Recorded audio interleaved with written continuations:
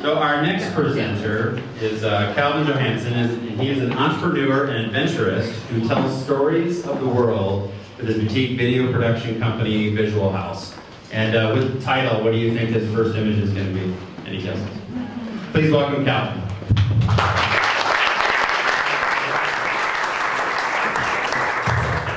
I think we're going to try to do this without the stand. Go ahead and roll. Behold, the most interesting man in the world. He lives vicariously through himself. His shirt never wrinkles. He is left-handed and right-handed. He once had an awkward moment just to see what it felt like. He has won the Lifetime Achievement Award not once, but twice. But who is this modern-day James Bond that all the men here envy? Well, he's a fictitious character by Dos Equis, but I believe he's a representation of an actual, real person. Now, interesting, it means to arouse curiosity, hold or capture attention. So we start to think of all the people who are alive or dead, perhaps historically, who may be worthy of such a title of the most interesting person in the world.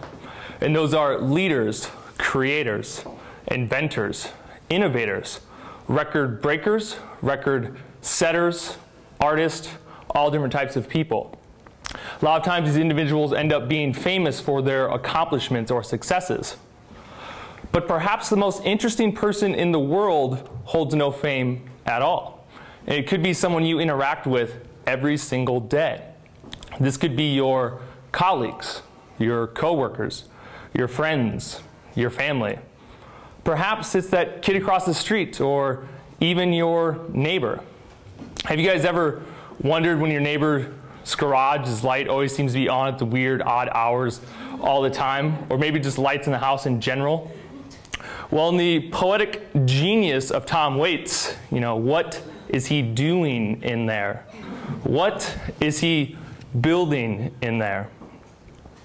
In order to be interesting, looking at all your successes and individuals, whether famous or non-famous, they all possess the same kind of thing. And it's all attributed to hobbies. And there are 4 classifications of hobbies.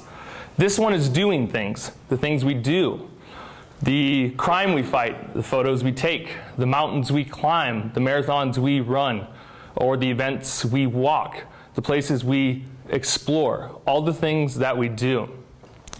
The other type of hobby is making things. Making finger puppets, hand puppets, either by hand or with tools. We make products to give to the world, to sell, to give our gifts. We create gifts just to give to loved ones to show appreciation. These are the things that we make. We make a cake just for the joy of tasting that cake. We collect things. Sometimes weird, strange things, which are interesting things. This gentleman is pretty stoked about his lawn gnomes, which I didn't know was a thing until now. We collect stamps, coins, possibly shot glasses from every state or every country in the world we've ever traveled to. A person who's also the most interesting is constantly learning things. They may be learning card tricks or party tricks, perhaps a new skill, a new talent, learning a musical instrument, piano, guitar, new language, or maybe several languages. The other thing is individuals who accomplish and hold successes, we have hobbies, but we also have the same 24 hours in a day.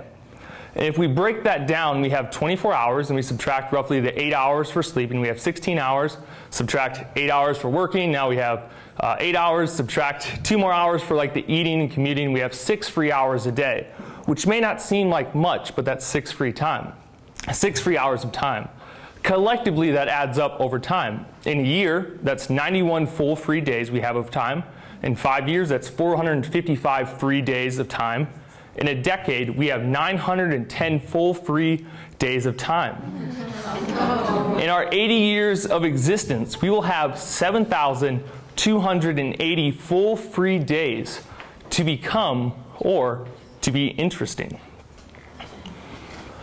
Now, on the path to becoming interesting, we have to overcome the urge to become uninteresting. The opposite of interesting is boring, and boring, watching paint dry, no one likes to watch paint dry.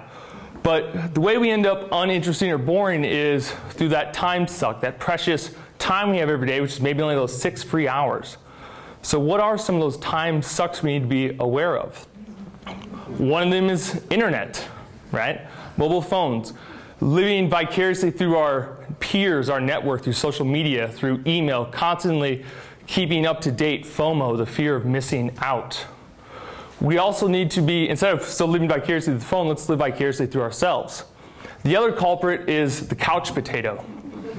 It's so easy to get sucked in and just binge watch Netflix episode after episode, or sit down after work and watch the latest reality TV show, or catch up on worldwide news. It's so easy to fall victim to these types of time suck, the couch potato.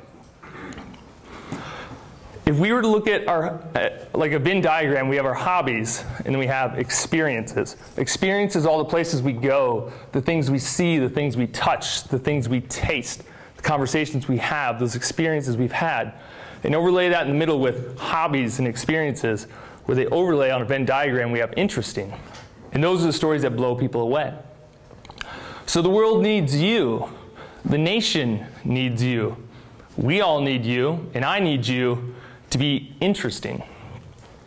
We need you to take those hobbies of doing things, making things, collecting things, and learning things to be a stand and example for future generations. So if we take the opportunity of all those hobbies that I just said, and we perfect them, and we take those 7,280 hours of our free time in our 80-year existence, then I believe you can become the most interesting person in the world. So stay interesting, my friends.